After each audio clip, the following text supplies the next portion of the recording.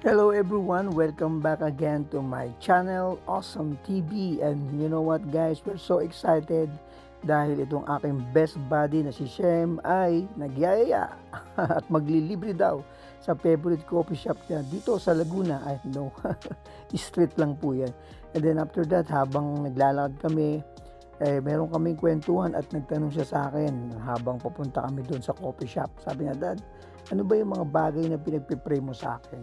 Sabi ko, Sam, I pray for you for protections.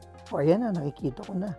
Ay, ang motoring coffee shop. Ayan, sabi ko, importante yung pinagpipray ko sa iyo na protektahan ka ni Lord physically, emotionally, and spiritually. Importante yun. And pray for you also for the purpose na mag-guide ka ni Lord, ma-recognize mo na yung mga talent mo for advancing of His kingdom. Importante yun. And umu-order ni si Shem.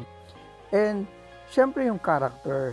So I ask God na maging humble ka. Alam mo yun, yung magkaroon ka ng integrity, especially of mahalin mo ang Panginoon. And yung faith na hindi mawawala yan. I ask God na you grow in the knowledge of the Lord. Napaka-importante talaga yan, anak, sabi ko sa kanya.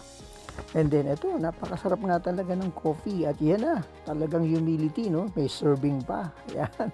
And sabi ko nga, talagang matutunan ng anak natin na magkaroon ng takot sa Diyos, magkaroon ng maging responsible sila balang araw, maging respectful sila, maging thankful sila, and maging prayerful sila. Yun talaga ang pinaka-the best na matutunan ng mga anak natin sa ating mga magulang. And just thank you. Ang sarap ng coffee. Nag-take out pa ako.